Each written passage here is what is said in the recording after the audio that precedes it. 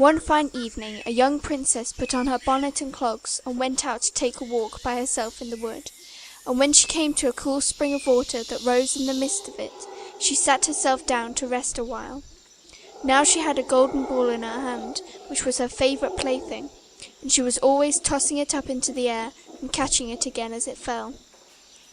After a time she threw it up so high that she missed catching it as it fell, and the ball bounded away and rolled along upon the ground, till at last it fell down into a spring.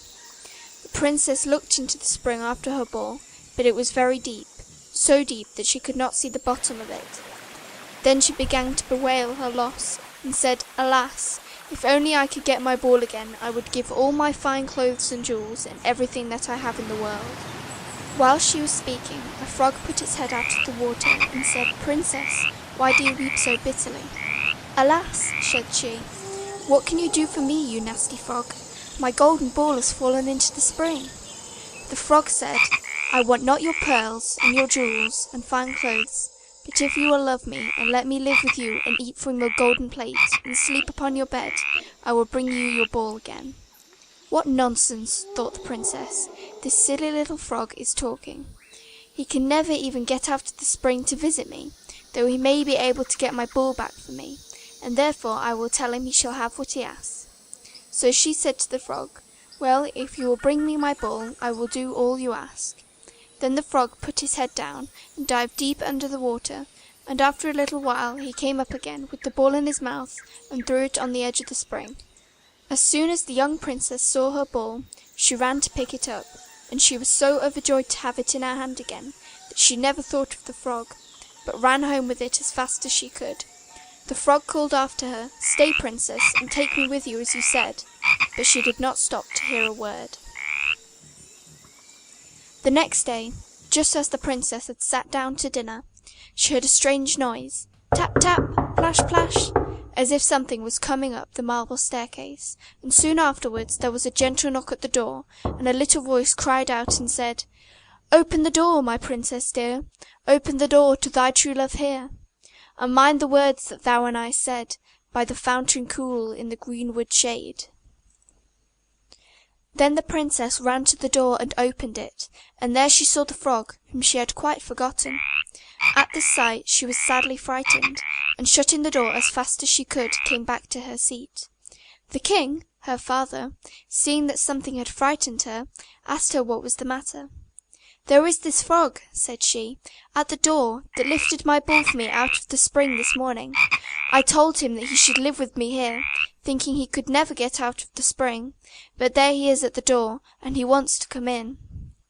While she was speaking, the frog knocked again at the door, and said, "Open the door, my princess dear, open the door to thy true love here, and mind the words that thou and I said, by the fountain cool in the greenwood shade." Then the king said to the young princess, "As you have given your word, you must keep it, so go and let him in." She did so, and the frog hopped into the room, and then straight on, tap, tap, plash, plash, from the bottom of the room to the top, till he came up close to the table where the princess sat. "Pray lift me upon your chair," said he to the princess, "and let me sit next to you." As soon as she had done this, the frog said, "Put your plate nearer to me, that I may eat out of it." This she did, and when he had eaten as much as he could, he said, "Now I am tired.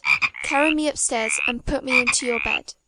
And the princess, though very unwilling, took him up in her hand and put him upon the pillow of her own bed, where he slept all night long.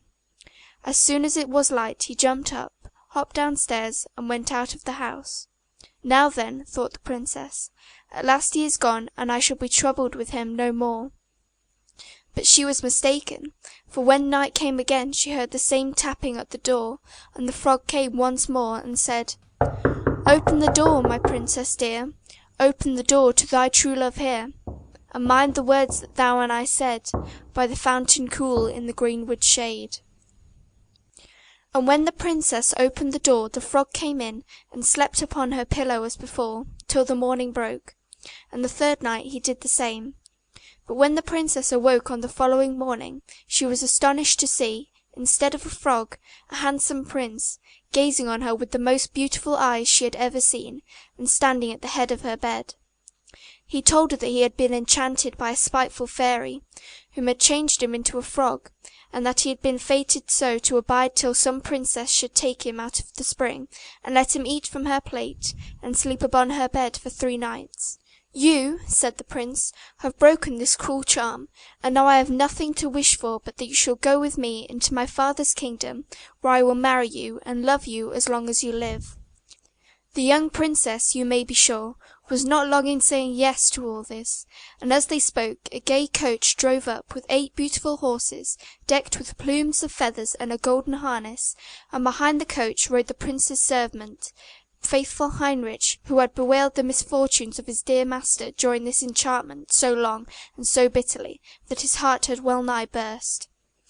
They then took leave of the king, and got into the coach with 8 horses, and all set out, full of joy and merriment, for the prince's kingdom, which they reached safely, and there they lived happily a great many years.